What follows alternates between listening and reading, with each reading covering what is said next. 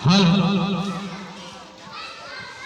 धनानि भूमौ पश्वस्य गोष्ठे भार्या गृहद्वारी जन श्मशाने देहश्चितायाम परलोक मार्गे कर्मोनुगच्छति जीव एक।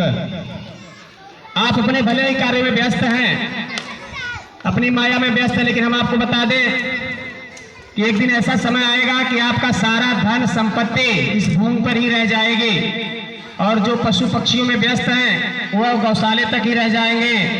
धनानि भूमौ पश्वस्य गोष्ठे भार्या गृहद्वारी, और आपकी पत्नी आपके दरवाजे तक ही रह जाएगी। जन श्मशाने, आपके संगी दोस्त श्मशान तक ही आपका साथ देंगे।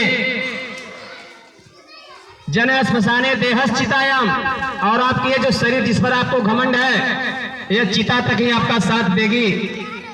कर्मोनुगच्छति एक जीव एक, आपका कर्म ही एक ऐसा है जो आपके साथ जाएगा। कैसा कर्म किए हैं वो आपके साथ जाएगा। कर्म 3 प्रकार के होते हैं। 26 जनवरी गणतंत्र दिवस हमारा संविधान लागू हुआ तो बहुत पहले से लोग सुनते आ रहे हैं, लेकिन बदलाव कहां से होगा, परिवर्तन कहां से होगा, उस पर ध्यान देने की जरूरत है। हमारा कर्म 3 प्रकार का होता है। एक होता है संचित कर्म, एक होता है प्रारब्ध कर्म, एक होता है क्रिमाण कर्म। यह जीवन जो हम कर्म कर रहे हैं, अभी हम कुछ बोल रहे हैं तो हमारा क्रिमाण कर्म है, भाषण दे रहे हैं, क्रिमाण कर्म चल रहा है। प्रारब्ध कर्म जो हमारे जन्म के समय ही हमारे अंदर सारा डाल दिया गया है, जिसको प्रारब्ध कहा जाता है, सब प्रारब्ध भोग रहे हैं। जन्म के समय ही हमारे अंदर प्रवेश कर दिया जाता है, हमको सौंप दिया जाता है कितना आपको प्रारब्ध भुगतना है, उसको कोई खत्म नहीं कर सकता।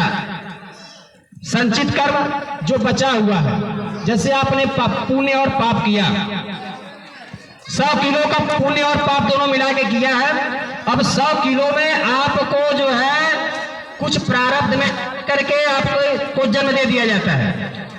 जैसे 20 किलो आपको प्रारब्ध में डाल दिया गया, जाओ भोगो, 80 किलो बचा है आपका। अब आपका क्रिमाण चल रहा है, अच्छा कर्म कर रहे हैं, खाली अच्छा ही कर्म कर रहे हैं, तो आपका जो पाप वाला कर्म रखा हुआ है घर में वह खत्म हो जाएगा, ऐसा कहा जाता है। लेकिन यदि आप इस जन्म पाने के बाद भी पाप का कर्म कर रहे हैं, गलत रास्ते पे चल रहे हैं, अनित के रास्ते से धर्माचरण कर रहे हैं, गलत रास्ते से धनार्जन पैसा कमा रहे हैं, तो निश्चित है यह गलत रास्ते का उस जो संचित कर्म में जाके इकट्ठा होगा, 80 किलो 190 किलो होता रहेगा, फिर उसी में से आपको देते रहेंगे भगवान ये भुगतो।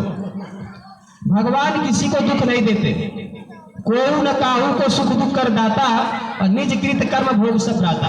अपने कर्मों का भोग सब भोगते हैं, जितना जैसा किए हो वह संचित हुआ, फिर उसी में से आपको मिल जाता है। तो यह मनुष्य का जो तन मिला है, शरीर जो मिला है, यह हमें भोग विलासिता, सांसारिक लॉलीपॉप, जो मोह माया है, जो सुख संपत्ति है, शान शौकत है, पद प्रतिष्ठा है, इसके लिए नहीं मिला है, यह भगवत प्राप्ति के लिए मिला है। यदि आप इसमें भटके तो एक कमरा था, पूरा अंधेरा था उसमें, और उसमें से बाहर निकलने के लिए एक दरवाजा था, और वह दरवाजा था मोक्ष का दरवाजा। भगवान ने कहा कि यह कमरा अंधेरा है और इसमें आप लोग आ गए हो, तो आप इससे बाहर जहां कटान मिलेगा आपको समझ जाना वही दरवाजा, वहीं से बाहर निकल जाओगे।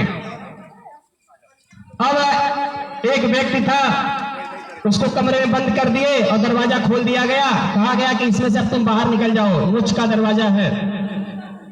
अब वो चलना शुरू किया, उस अंधेरे कमरे में एक दीवार पर अपना हाथ रख करके ऐसे स्पर्श करते हुए चलना शुरू किया, और जैसे ही मोक्ष के दरवाजे पर पहुंचा, तुरंत उसके बाल में खुजली होने लगी और खुजलाते हुए आगे बढ़ गया।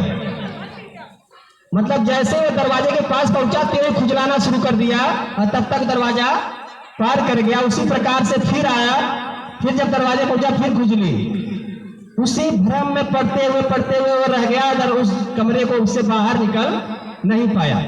तो हमारे कहने का मतलब यह है कि यह मनुष्य तन भगवत मार्ग के दरवाजे पर, जो भगवान का दरवाजा है, जो परमात्मा का दरवाजा, वह मनुष्य तन वही दरवाजा है। यदि आपने इसको खटखटा कर बाहर निकल गए, पार हो गए, तब तो ठीक है। और अनावश्यक बातों में, अनावश्यक चोरी, बेईमानी, पद प्रतिष्ठा, शान शौकत, घर परिवार, में पड़े